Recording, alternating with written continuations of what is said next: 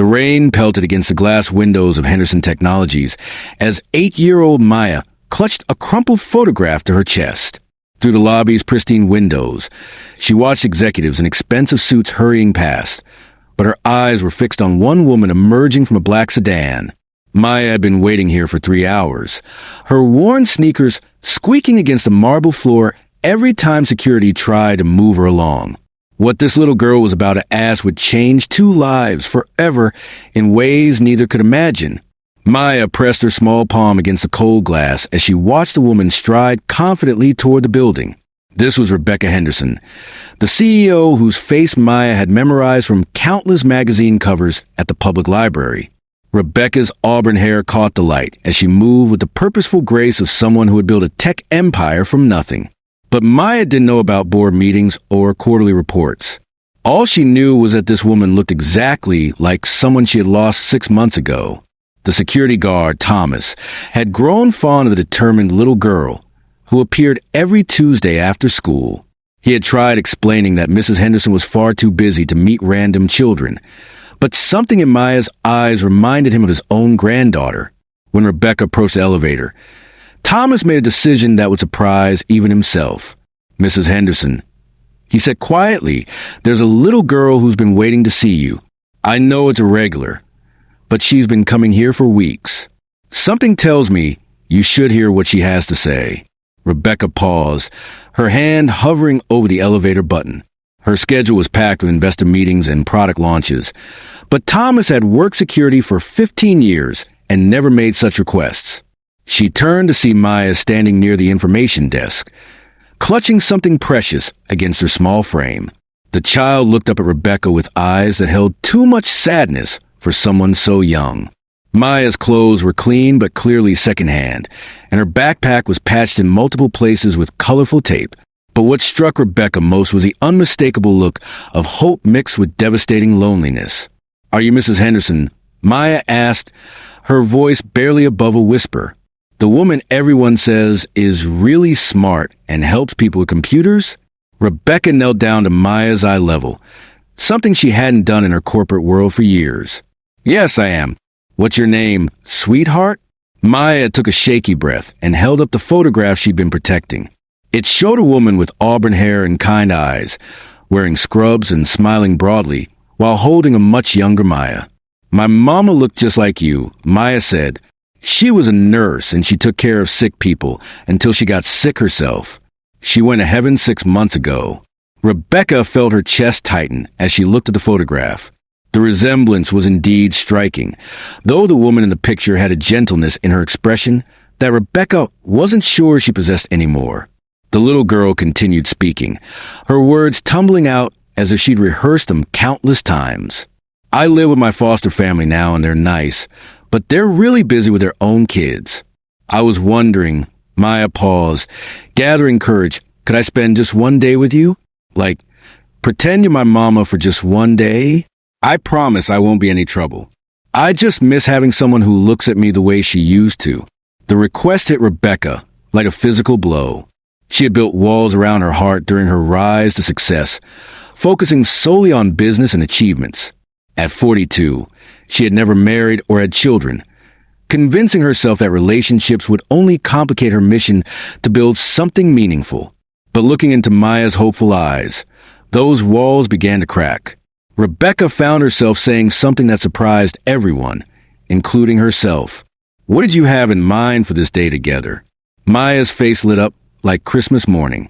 "Well, my mama used to make pancakes on Saturday mornings, and we'd go to the park and feed the ducks.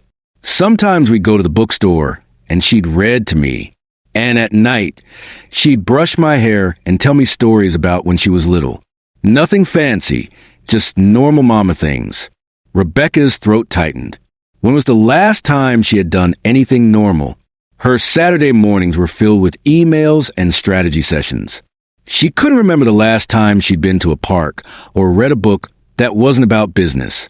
This child was asking for the simplest things in the world, yet they felt impossibly foreign to Rebecca's carefully structured life. "I'll need to check my calendar," Rebecca said, pulling out her phone. Maya's face fell slightly, clearly expecting rejection. But Rebecca continued, How does this Saturday sound? The transformation in Maya's expression was immediate and profound. Really? You mean it? You'll spend a whole day being my mama? Rebecca nodded, surprising herself with how right it felt. I mean it. Give me your foster family's information so I can arrange everything properly. Saturday morning arrived with Rebecca feeling more nervous than she had before any board presentation. She stood outside Maya's foster home at 8 a.m., holding a bouquet of flowers and wondering what she had gotten herself into. Maya burst to the front door, wearing her best dress and the biggest smile Rebecca had ever seen. The foster mother, Linda, was a kind woman in her 50s who clearly cared for the children in her home, but was overwhelmed by the demands of raising 4 kids on her own. She blessed Rebecca repeatedly, explaining how Maya had talked about nothing else all week. As they drove to Rebecca's house, Maya chattered excitedly about everything she saw, her joy infectious despite Rebecca's initial awkwardness. Maya's eyes widened when they pulled into Rebecca's driveway, taking in the beautiful colonial home with its perfectly manicured garden. This is where you live? It's like a palace, Maya breathed. Inside, Rebecca had prepared everything for pancake making, though she'd had to watch 3 YouTube videos to remember how. Maya immediately rolled up her sleeves and climbed onto a chair to help, her expertise surprising Rebecca. Mama always said the secret was to not overmix the batter. Maya explained seriously, stirring with intense concentration. And you have to make them with love, otherwise they don't taste right. As they cooked together, Maya shared stories about her mother. She told Rebecca about how her mama would sing while cooking, how she always made smiley faces with the pancakes, and how she would save the last bite for Maya even when money was tight and food was scarce. Rebecca found herself sharing too, talking about her own childhood and the dreams she'd had before business consumed her life. She told Maya about the mother she had lost to cancer when she was only 16, and how she had thrown herself into work to avoid the pain of that loss. After breakfast, they headed to the park where Rebecca watched Maya's face light up as the ducks surrounded them for the bread they brought. Maya's laughter was pure music as she gently fed each duck, naming them and creating elaborate stories about their lives. That one's definitely the mama duck, Maya declared, pointing to a larger female. She makes sure all the babies are safe, just like my real mama did for me. At the bookstore, Maya carefully selected 3 books, reading the covers with the intensity of a scholar. She chose stories about families, adventures, and one about a little girl who found a new home. Rebecca found herself genuinely interested in the children's stories, something she never would have imagined. The afternoon flew by with visits to an ice cream shop, where Maya insisted they share a sundae, and a small arcade where Rebecca learned she was surprisingly competitive at skee-ball. Maya cheered for every point Rebecca scored, making her feel like she was winning Olympic gold. As evening approached, they returned to Rebecca's house, where Maya requested the promised hair-brushing session. Sitting in Rebecca's bedroom, Maya relaxed as Rebecca gently worked through her curls, marveling at how such a simple act could feel so meaningful. My mama used to say that brushing hair was like brushing away all the worries from the day, Maya said sleepily. She said it made room for good dreams. Rebecca's hand stilled for a moment, overwhelmed by the intimacy of the moment and the trust this little girl had placed in her. As she continued brushing, she began telling Maya stories about her own childhood, about the grandmother who had taught her to be strong, and about dreams she had forgotten in her pursuit of success. As bedtime approached, Maya looked at Rebecca with eyes full of gratitude and something deeper. This was the best day ever, she said. You're just like I imagined a mama would be. Thank you for pretending with me. But as Rebecca tucked Maya into the guest bedroom, she realized she hadn't been pretending at all. The maternal instinct she thought she'd never possessed had emerged naturally, and the love she felt for this child was completely genuine. She sat by Maya's bedside until the little girl fell asleep, her heart breaking at the thought of saying goodbye in the morning. The next morning brought a conversation that would change everything. Over breakfast, Maya looked at Rebecca with mature eyes that held too much understanding for an 8-year-old. I know yesterday was just pretend, Maya said carefully, and I know you have important work to do, but it was the happiest I've been since Mama died. Thank you for giving me that. Rebecca's response surprised them both. What if it wasn't just pretend? What if we could make this real? Maya's eyes widened. What do you mean? Rebecca took a deep breath, realizing she was about to make the biggest decision of her life. I mean, what if I became your real mama? What if you came to live with me permanently? The hope that bloomed in Maya's eyes was almost too bright to look at. But you don't really know me, Maya said cautiously. What if I'm too much trouble? What if you change your mind? Rebecca knelt beside Maya's chair, taking her small hands in hers. Maya, yesterday you taught me more about love and joy than I've learned in 42 years. You're not trouble. You're a blessing I never knew I needed. If you'll have me, I'd like to be your mama for real. Maya launched herself into Rebecca's arms, tears streaming down both their faces. Yes, she whispered.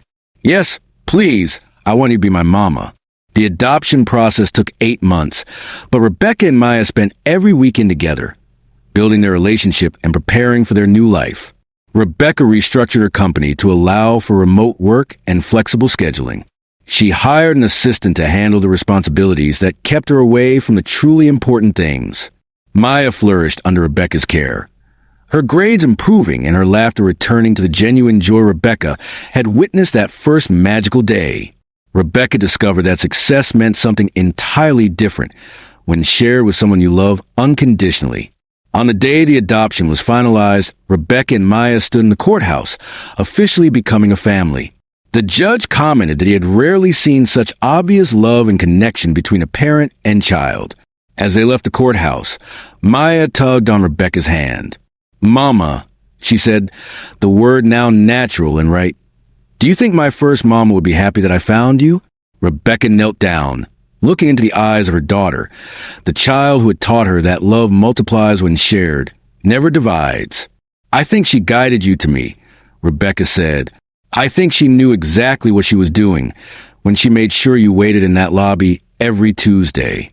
Today, 3 years later, Rebecca and Maya have created a foundation that helps match children in foster care with mentors and adoptive families.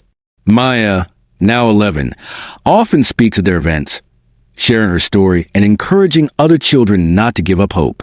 Their Saturday morning pancake tradition continues, though now Maya has taught Rebecca to sing while they cook, just like her first mama did.